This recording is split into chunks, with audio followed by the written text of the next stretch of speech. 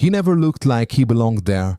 Not in the towering glass boardroom, surrounded by billionaires, Wall Street wolves, and tech titans.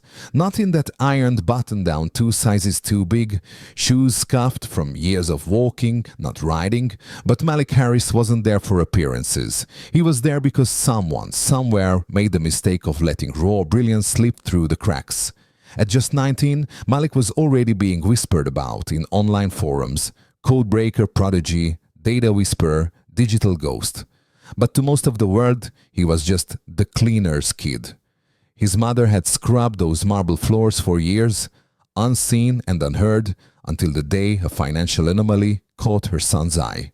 A company, global, powerful, arrogant, was hemorrhaging money. $100 million gone, unexplained, vanishing like smoke through digital ledgers. For weeks, their best minds were baffled. Then, through a twist of luck or fate, Malik got a peek at the data. 17 seconds. That's all it took. He found the leak, traced it to a rogue algorithm, and wrote the fix on the back of a napkin, literally. When the CEO saw the solution, he stared, then laughed, then unbelievably cried. In that moment, everything changed. For the company, for Malik. But it left everyone asking the same question. How did a cleaner's son even end up in that room? His earliest memories were of dim hallways and the faint scent of disinfectant, the sterile atmosphere of the towering tech campus where his mother worked as a cleaner. Every evening, while other children went home to warm dinners and cartoons, he would sit quietly in the break room of the sprawling building, a backpack full of second-hand books and half-completed homework his only company. His mother, Maria, worked long hours polishing glass doors, vacuuming server rooms, and wiping down desks still humming with the warmth of machines left running by day-shift engineers. Their life was simple. 2 rooms in a crumbling apartment on the edge of the city with creaky floorboards and unreliable heating. Yet there was warmth in their home, a kind of love that made even cold dinners taste rich. Maria, though exhausted, never let him feel poor.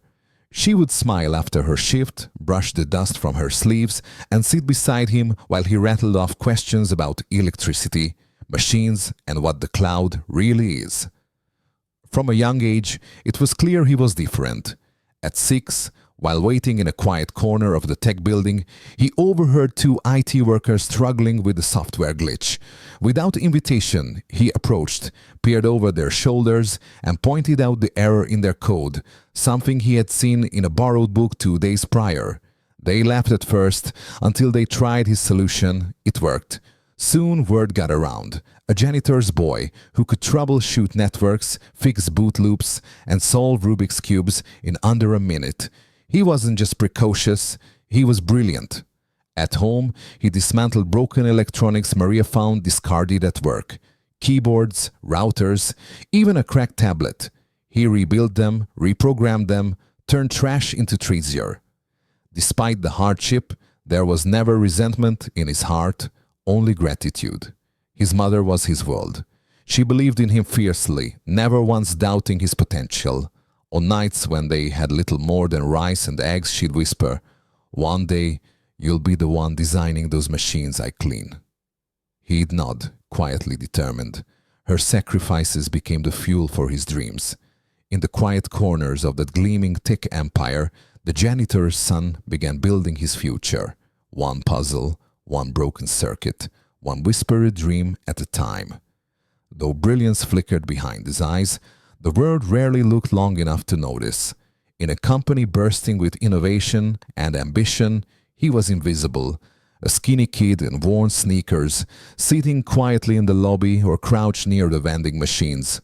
To most, he was just the cleaner's boy, a shadow trailing behind the janitor, not someone worth acknowledging. His race, his accent, his threadbare hoodie, each one added another layer to the assumption that he didn't belong. No one asked his name, no one saw the way his eyes scanned every blueprint on discarded printouts, or how he lingered by conference room doors, soaking in the muffled conversations of engineers solving problems that excited him deeply. He became a silent student in a school that didn't know he existed.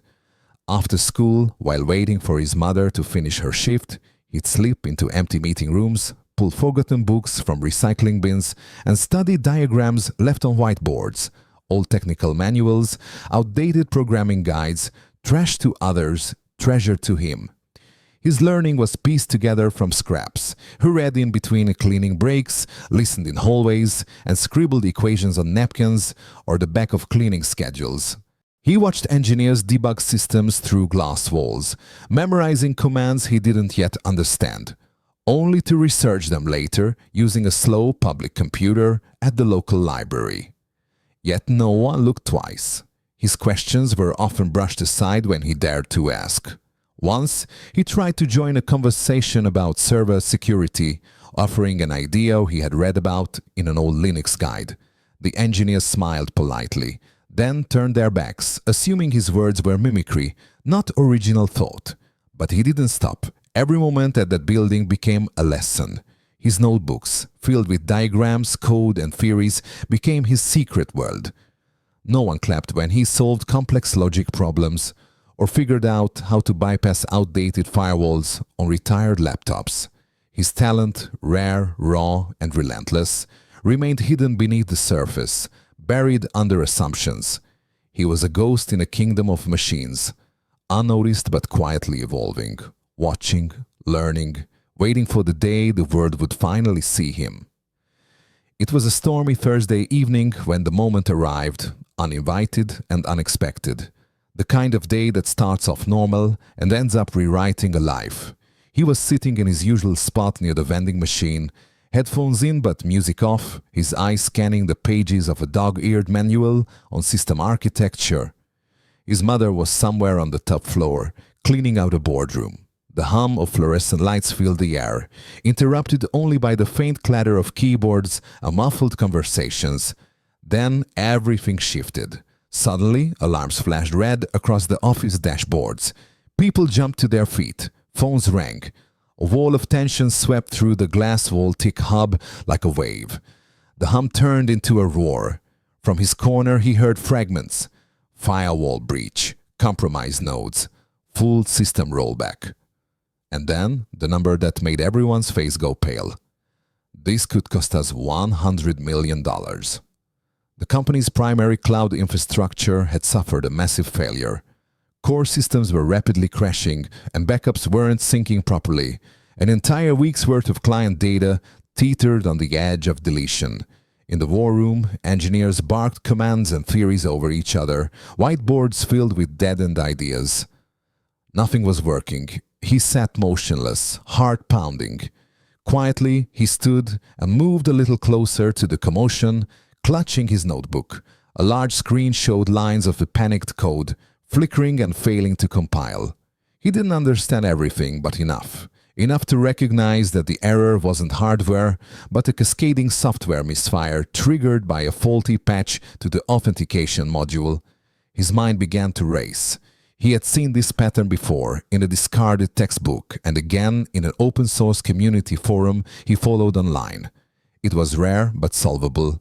He hesitated. He was just a janitor's kid. No ID badge, no authority, no reason to be there, except the answer blooming in his mind like a map unfolding. He scribbled the solution in the corner of his notebook, heart hammering. Then, without letting himself overthink, he walked up to the conference room doorway. "I think I know what's wrong," he said quietly. No one turned. "I think I can fix it," he said louder. This time a few eyes glanced up, annoyed, confused. One engineer rolled his eyes. "Not now, kid." But another voice, older, curious, asked, "What did you say?" He stepped forward, notebook open, pointing to the line of code on the screen. "You're missing a conditional loop here. It's bypassing the fallback protocol. That's why your backup's getting corrupted." The room fell silent. Someone typed in the fix he described. Seconds passed. Then the screen flashed green. A recovery script engaged. Backups stabilized. The crashing stopped. He had done it. The janitor's boy had walked into a $100 million meltdown and stopped it cold. He stood frozen for a moment at the edge of the chaos, notebook clutched tight to his chest. The whiteboard in the conference room was cluttered with equations, system architecture diagrams, and half-erased theories that had led nowhere. The tension in the air was thick, engineers muttering, execs pacing, fingers flying over keyboards to no avail. The system was still collapsing, and with it, the reputation of the entire company. He stepped forward, heart in his throat. "I think I can help," he said, almost too softly. Nobody looked up. He tried again, louder. "There's a logic flaw in the patch code, something in the way the failover protocol is triggered." Heads turned. One executive, red-faced and agitated, snapped, "Who is this? Why is he in here?" "That's the janitor's son," someone muttered. "Get him out of here. We don't have time for this." But before anyone could move, he stepped around them and grabbed a dry erase marker from the tray. Without asking, without waiting, he walked up to the whiteboard and began erasing a section of code. "What the hell?" One of the senior engineers started, but stopped as the boy began to write. In calm, careful strokes, he drew a sequence, clean, logical, elegant, a missing conditional check, a nested loop that prevented infinite recursion, a fix that rerouted the system's restore command without corrupting backup logs. It was so simple, yet no one had seen it. Silence fell across the room. He turned to the group. "The patch bypasses the fallback too early.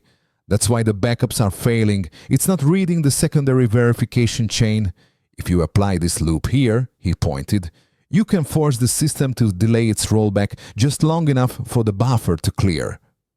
For a second, no one moved. Then, tentatively, a senior engineer copied the code into the console and ran a test.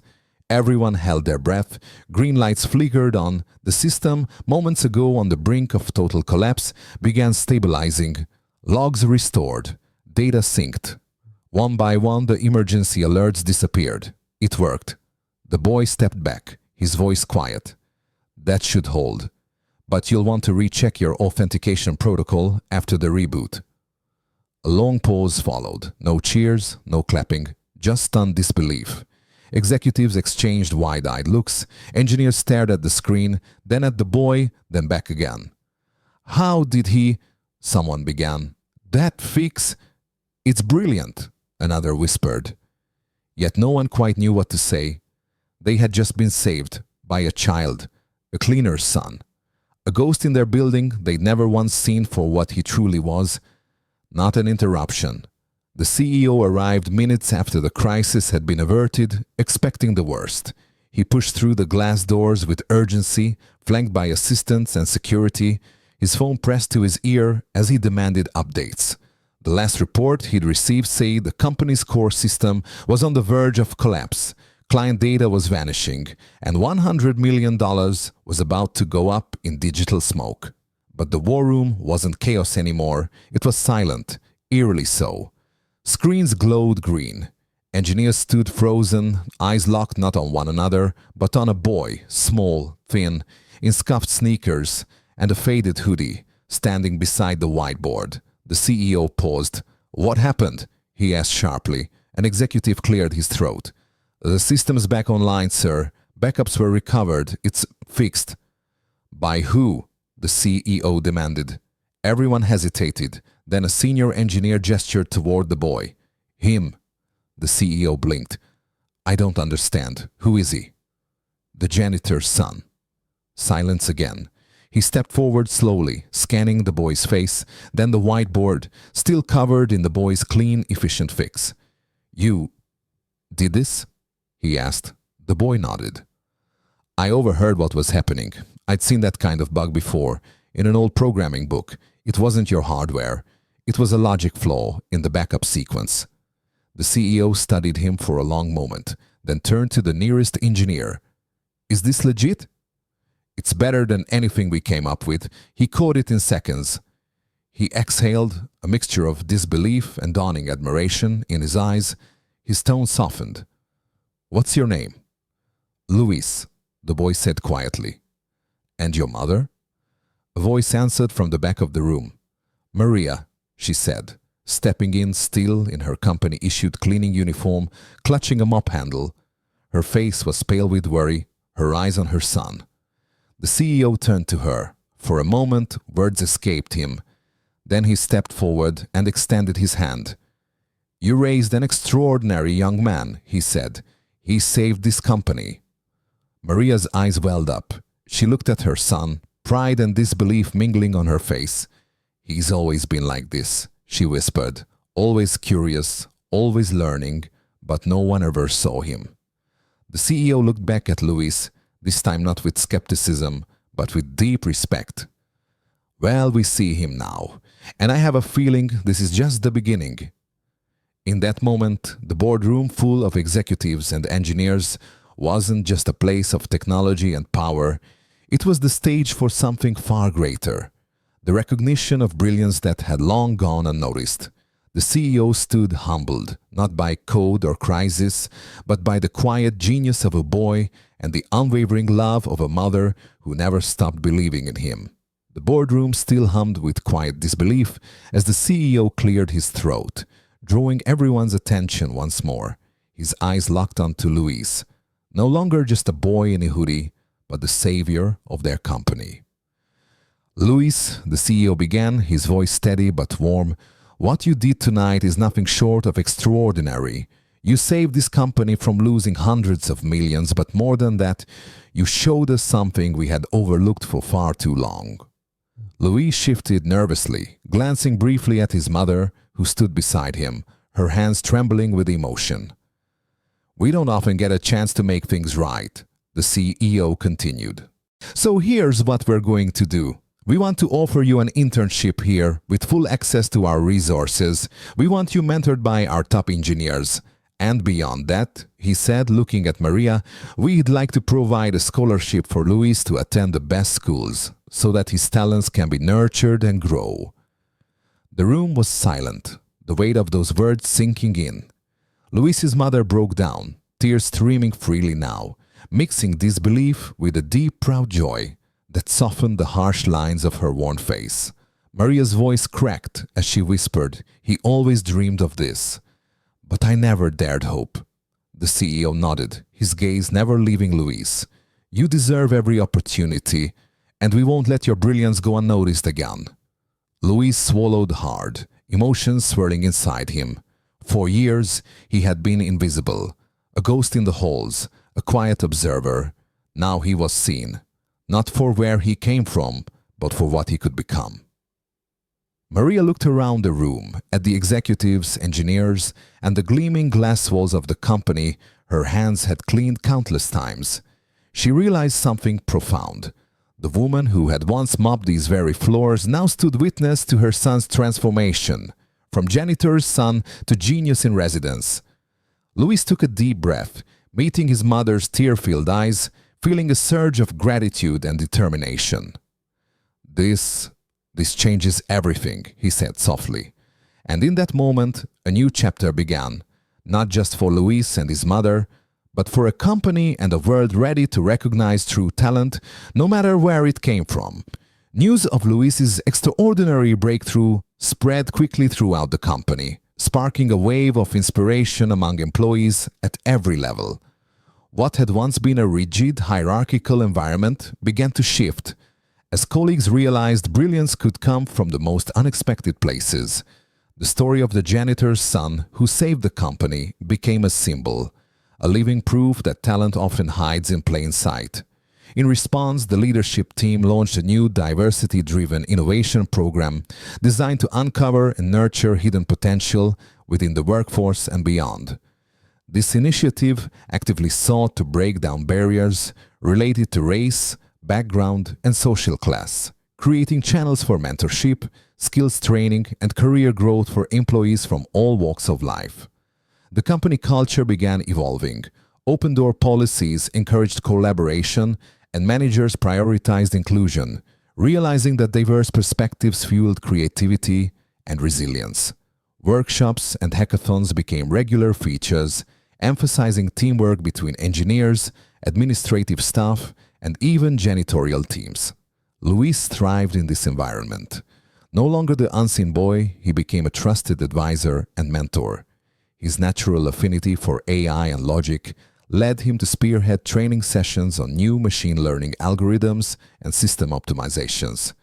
Colleagues eagerly gathered around as he explained complex concepts with surprising clarity, turning once intimidating technology into accessible tools for everyone. His journey, from quietly absorbing knowledge in the company's shadows to leading innovation sessions, became a daily reminder that true genius cannot be confined by labels or circumstances. The company was not only saved but transformed, becoming a beacon of inclusion, opportunity, and forward-thinking innovation. Word of Luis's story didn't stay within the company's walls for long. Once the news broke, media outlets across the country picked it up with fascination and admiration, dubbing him the genius janitor's son. Headlines celebrated not just his technical skill, but the larger narrative of Black excellence in STEM, a powerful counterpoint to decades of underrepresentation and stereotype. Profiles, interviews, and feature stories flooded the airwaves and the internet. Luis became a symbol of hope and possibility, inspiring young people from marginalized communities to pursue their passions fearlessly. Schools invited him to speak. STEM programs highlighted his journey, and social media buzzed with messages of encouragement and pride. The public response was overwhelming. Communities rallied behind his success, seeing it as proof that talent and determination can overcome systemic barriers. Corporations beyond the original company took notice, launching initiatives to identify and support overlooked talent within their own ranks. Luis's story helped spark a wider movement, one that challenged organizations everywhere to look beyond resumes and backgrounds and to create real pathways for hidden brilliance to shine. The janitor's son had not only changed one company's fate, but had begun to reshape an entire industry's view of potential. Years later, Luis had grown from the quiet boy in the janitor's shadow into a respected leader in the tech industry. His journey from humble beginnings to breakthrough innovation was now a beacon of hope for countless young people across the country. Luis frequently traveled to schools and community centers, sharing his story and advocating fiercely for equity in education and hiring practices. He spoke about the importance of opportunity, mentorship, and the belief that every child, regardless of background, deserves a chance to shine. At the same time, the company where it all began honored Maria, Luis's mother, as an unsung hero. They recognized her tireless work, unwavering support, and the sacrifices she made that laid the foundation for her son's success. The cleaning uniform she once wore now hung in a display case, a powerful symbol of resilience and hope. In interviews, Luis often reflected on his journey with humility. It all started with a mop, a dream, and a moment, he said, eyes shining. That moment when someone finally saw my potential changed everything, not just for me, but for everyone who believed in me. His legacy was no longer just about one saved system or one breakthrough fix. It was about transforming the way the world saw talent, recognizing that brilliance can flourish anywhere, given the right chance. Luis's story became a rallying cry to break down barriers, nurture hidden gifts, and build a future where no child is overlooked. Brilliance knows no background. Share Luis's story. Celebrate the power of hidden potential waiting to be discovered in classrooms, in hallways, in homes just like yours. Let's invest in opportunity. Let's champion mentorship, equity, and inclusion, because the next genius may be closer than you think.